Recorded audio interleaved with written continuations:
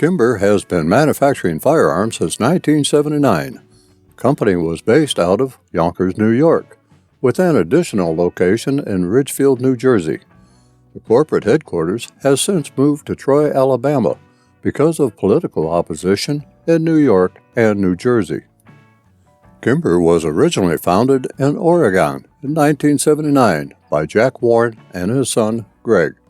Previous to starting Kimber, Jack Warren worked for Sporting Arms, an Australian-based gun manufacturer, according to Gunocracy.com. According to Kimber, the company is now one of the world's largest manufacturers of 1911 pistols. The lineup of 1911-based pistols is impressive.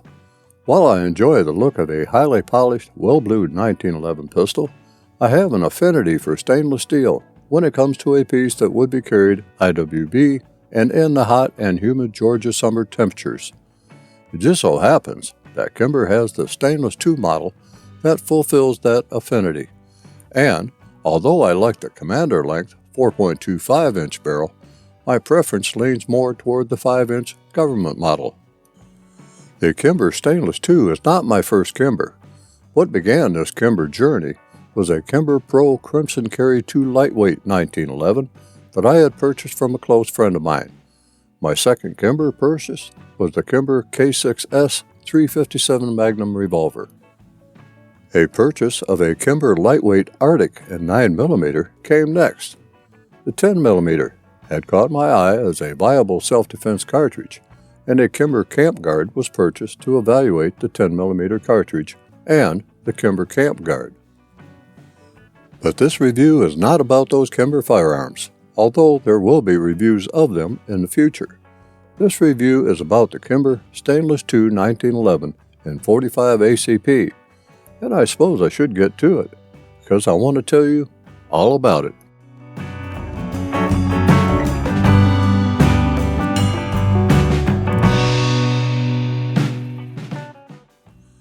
While the original design of the 1911 pistol still holds a near and dear spot in my heart, I still have scars from hammer bite, and when extended beaver tail safeties began appearing on 1911 pistols, I was immensely grateful for this break in tradition. Polished feed ramps and lowered and flared ejection ports enhanced reliability. Then, we started seeing better sights, extended slide locks, extended magazine release buttons, and even extended mag wells. Oh my! Pretty soon, we were immersed in discussions about full-length guide rods, ambidextrous thumb safeties, front strap serrations. All this without nary a complaint about the original design not being changed. The old traditional 1911 platform has just been made better through enhanced components. Manufacturers, custom or not, listen to those who love the 1911 platform and just keep making them better. The 1911 is now available in lightweight versions, medium-length versions, short versions, long versions, and there is even polymer and double-barreled versions. There are both single-stack and double-stack versions by Jiminy. When looking for a Carry 1911, the word Kimber, among other names, seems to pass over a lot of lips. That's not surprising, since Kimber has a high ranking among 1911 aficionados. Kimber is known for its high-quality, accurate, and reliable 1911 pistols. I was looking for a full-size 1911 to insert into my carry rotation. I wanted nothing fancy, just simply a 1911 that would provide me with some of the bells and whistles, but not be so endowed that I would not want to carry it. Kimber Stainless Steel II seemed to fit the bill. I like a full-size 1911 pistol. I had better, since I have carried one for many years, with the latest being the Rock Island Armory 1911 FS Tactical, which is an excellent pistol for the price. It has been a reliable companion, being subject to the wear that only a hybrid holster can inflict on a pistol's finish. I was ready to move up to a better pistol and move away from hybrid holsters. With that said, let's take a look at the Kimber Stainless Steel II Basics.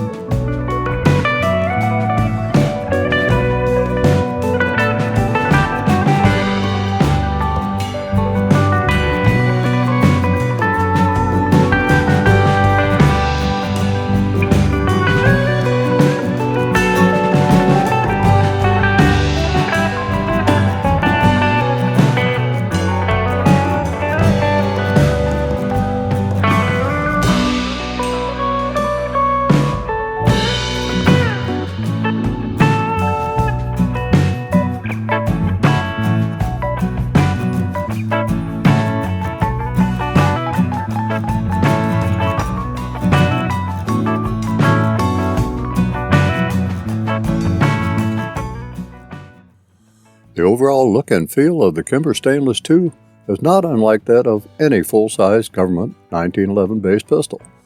The 1911 has always been an extremely good-looking pistol, even in its simplest form, let alone when customized by engraving or other improvements. The grip angle lends itself to natural pointing. The Kimber Stainless II 1911 is very plain, which signifies that the pistol is ready for go and not necessarily for show. Some may say that the Kimber Stainless II is an entry-level 1911. At 2 pounds, 8.8 ounces unloaded with a magazine inserted, and 2 pounds, 13.2 ounces with a magazine of 7 rounds inserted, the Kimber Stainless II is not a lightweight pistol. While not so comforting for those who carry a 1911, you do get used to it. The assistance with recoil management is well worth the wait. The fit and finish is excellent, as would be expected with a Kimber firearm. The Kimber Stainless II has a satin-like finish throughout the pistol, but is offset only by a blackened hammer, rear sight, and fiber front sight.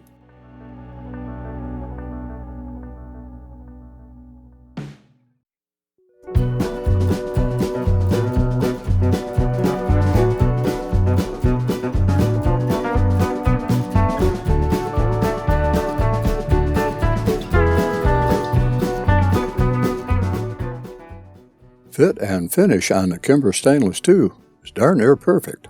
Not that anything is perfect. The finish is a satin stainless on the slide and frame, with the only contrast being the sights, the top of the hammer, and grip panels.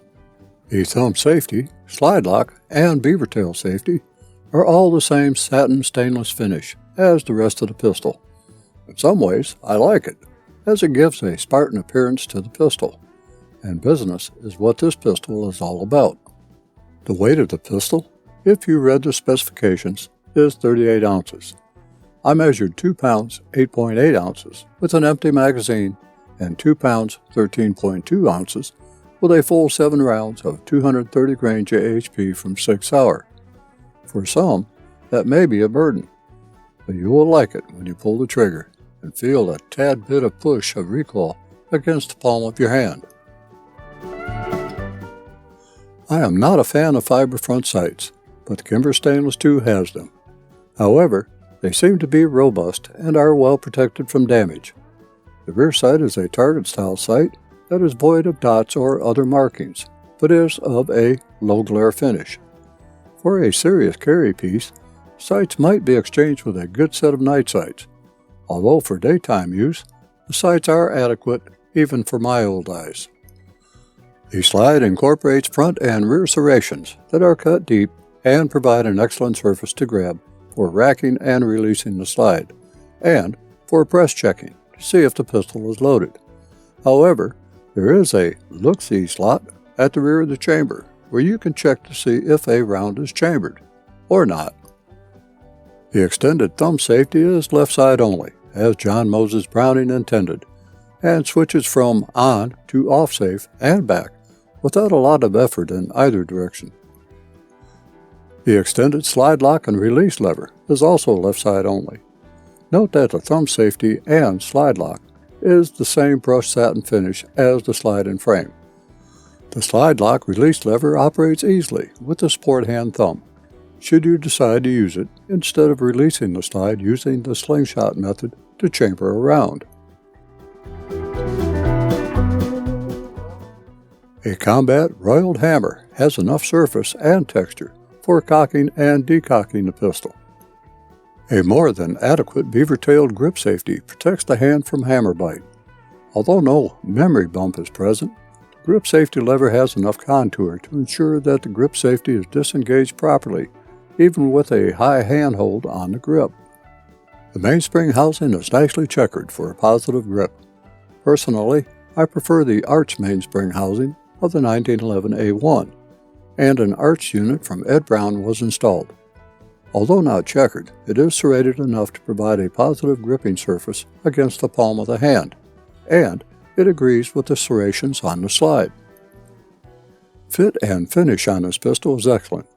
There is absolutely no play between slide and frame. Except for the slide serrations, every edge has been rounded to reduce sharp edges and corners. The Kimber Stainless II is built on the 80 Series Colt, which means it has the chief modifications over the 70 Series 1911, which was the addition of a firing pin block safety. On the Series 80, a pivoting link is actuated by the trigger pull, pushing the firing pin block up and unblocking the firing pin. Thus, the firing pin can only move if the trigger is pulled. Shown is the inside of the slide and the frame, not a machining mark to be seen. The Kimber Stainless II has a full-length guide rod. Now, some may argue about the use of full-length guide rods, but I have seen them aid in the accuracy department, even on new 1911 pistols that had the standard guide rod, but were replaced with an FLGR. Moving to the grip panels, Kimber ships this gun with custom hardwood grips, making it both practical and attractive. Add in the full-length guide rod, and you have a gun that is both attractive and reliable. For an everyday carry pistol, I prefer the Hogue rubber wraparound finger groove grips. However, I wanted a set of grip panels that would set the Kimber Stainless II off as a special pistol, but I still needed the pistol to convey that it was for business and just not for show. It took me a while to decide on a set, and I actually ordered 2 sets of grip panels for it. One was chosen, and the other to be mounted on a different 1911 at a later time. The chosen grip was the Ultimate 1911 Government Finger Groove Silver Black Checkered Engraved, and these were mounted with mounting screw pattern M number 5 Nova. Item number is screw-L90-M05, also from the Altamont Company. The result is what you see here. The checkering and texturing of these grips is perfect, providing an excellent gripping surface, and adds a bit of class to an already classy pistol. The silver black, checkered engraved finish just pops out against the stainless steel of the frame. The fit of the grip is most excellent. Wraparound finger groove grips can be tricky, as each side needs to match up perfectly when installed. There is no gap where the 2 halves meet the front strap. Also, the grip does add a bit more reach to the front strap of the pistol, and the grip adds approximately 1/4 inch to the base of the grip, but does not add more grip width.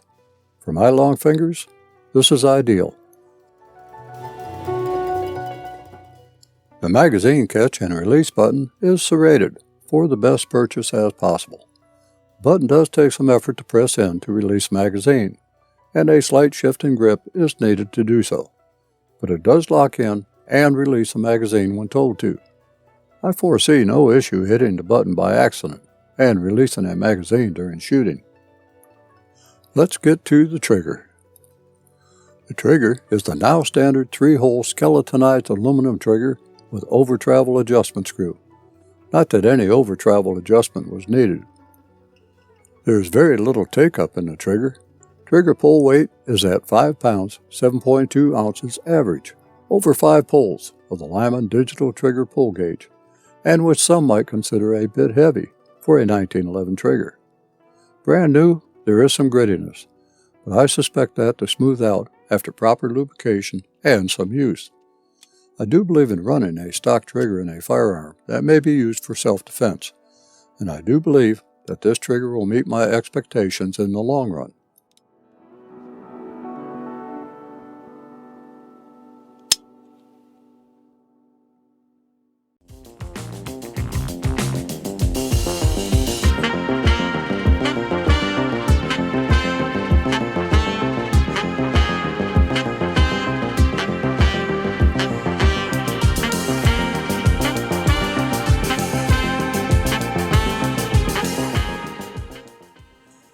Because Kimber builds high-quality, semi-custom pistols, their guns are tightly fitted with very close tolerances. This requires a break-in period for all moving parts to uniformly wear against each other and loosen up a bit. According to a recent poll that I published, the maintenance aspect of firearms reviews is the least desired, with specifications, features, and range time leading the desired content. For that reason, I will only present disassembly, assembly, and function checking if I think that it is absolutely needed, due to a firearm's unique characteristic. A 1911 is not a new firearm, nor is it unique, and maintenance of such can easily be found on various YouTube channels. With this in mind, I do feel the need to present what Kimber recommends for lubricating the Stainless II. Following these recommendations will, hopefully, ensure that the Stainless II will run as flawlessly as possible once put into a carry rotation, or if it is going to be the prime choice for personal or home defense. Kimber recommends 400 to 500 rounds before the pistol is considered broken in. According to the Kimber user manual, before firing the firearm for the first time, field strip and clean the firearm following proper procedures. See disassembly, cleaning and lubrication and assembly instructions in the manual. For proper break-in, fire 400 to 500 rounds of 230 grain, or heavier, full metal jacket, high-quality factory fresh premium personal defense ammunition. Clean and lubricate the firearm after every 100 rounds or after each shooting session, whichever is first, or more often as needed, such as when the firearm is exposed to dirt, moisture or perspiration. During this time, you may experience malfunctions like feed failures, jams and other problems. These should clear up during the break-in period and leave you with a well-fitted and functioning gun. Now, Kimber has managed to micromanage lubrication by providing the recommendations that follow.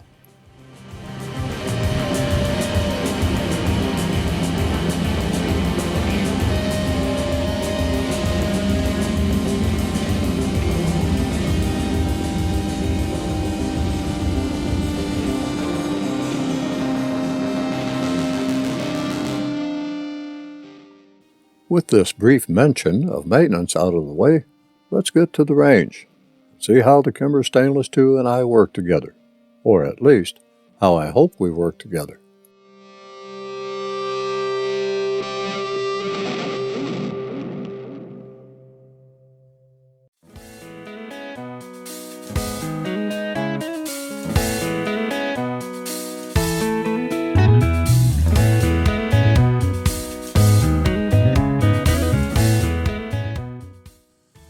Kimber states that Kimber fixed-sight pistols are regulated to shoot point of aim at 25 yards. For this trial evaluation, a combat distance of 7 yards is the call of duty for today. Longer distances will come later. As a side note, a friend of mine once stated that he liked to shoot a new 1911 dry. I am the same way, and then I reload. However, that is not what he meant. He meant shooting a new pistol with no lubrication. He claimed that the pistol bedded itself better than slicking things up. I told him that was like running a new engine with no oil. For me, I ensure that all the slidey and other contact surfaces are as lubricated as they should be. For this range outing, I am keeping things simple. 50 rounds of 230 grain FMJ and 20 rounds of 6-hour V-Crown 230 grain JHP for some defensive load testing. A magazine full of 230 grain FMJ for familiarization, such as felt recoil, point of aim versus point of impact, and grip and trigger finger position. Then it was time to get down to business, and I went to work with some Mozambique drills. The last little exercise is to run a magazine or two through the Mozambique drill with defensive ammunition, the 6-hour V-Crown 230 grain JHP. Now, I am not one who will spend months and months, round after round of shooting a firearm for a review, unless I am constantly carrying the firearm on a daily basis. I am usually spending a very short time with the firearm, and, to me, first range day leaves the greatest impression of what the firearm is capable of. I was surprised. There were no FTEs or FTFs. I was expecting several, given what I have heard and read about Kimber pistols that are new and just out of the box. Accuracy? The Kimber Stainless II is accurate. The only thing that I can tell you is that the pistol is more accurate than I can make it. Being an old soul with wobbly hands, shaky knees, and can no longer see out of my left ear or hear out of my right eye. With that said, Once I figured out what the pistol was telling me, Kimber Stainless II somewhat made me look like I knew what I was doing. Note that the provided Kimber magazine was used, although I deemed it inferior to most. The Wilson Combat 8-round magazines with bumper pads work extremely well. The Sig Sauer V-Crown 230 grain JHP ammunition, well, it ran like it was made for this pistol. Anyway, let me quit yakking in your ear and let you observe how the Kimber Stainless II and I partnered up during the range session.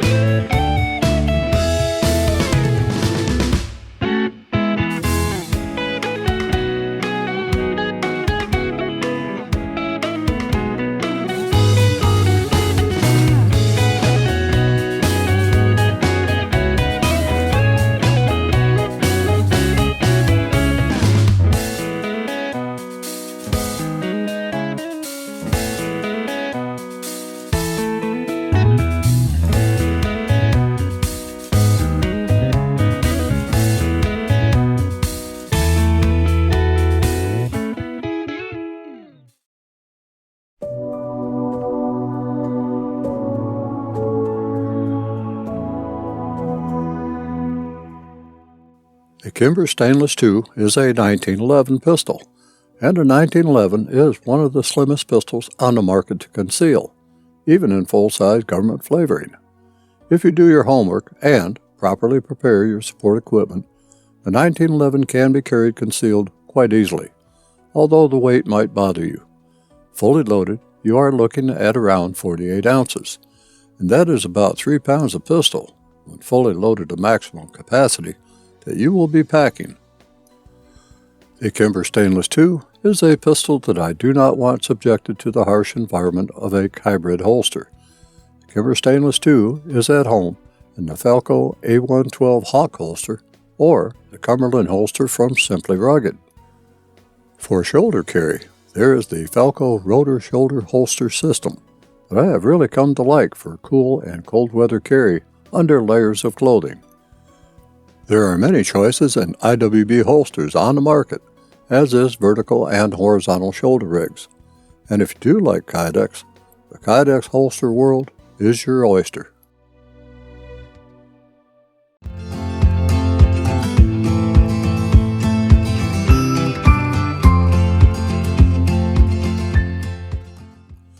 There is an abundance of 1911 pistols on the market, and some very fine, all stainless ones. For the price, Kimber leads the way with this high-end but affordable handgun. There is very little to dislike, and an awful lot to really like. If you have not owned a Kimber 1911 before, then you are going to be going on their reputation and what others say about them. If you do own or have owned a Kimber 1911, or have shot one or more of them, then you can base your decision on that experience with them. For me, the Kimber Stainless II is going into the carry rotation as soon as the requisite 500 rounds are fired, and will be shot as frequently as possible afterward to ensure that it remains reliable when needed, which I hope never happens. If you are seeking an all-stainless full-size 1911, and you like the Kimber family of 1911 pistols, family of stainless II models might be worth checking out. Aside from the stainless II, Kimber also has the stainless II in a stainless Target LS, a 5-inch all-stainless version in 45 ACP and 10mm. The stainless Target II, a 5-inch all-stainless version in 45 ACP and 9mm. The stainless Pro Carry II, a 4-inch stainless slide and aluminum frame version in 45 ACP and 9mm, and the stainless Ultra Carry II, a 3-inch stainless slide and aluminum frame version, also in 45 ACP and 9mm. Kimber ships the stainless II with one magazine, a cable lock, and an owner's manual, which you should actually read.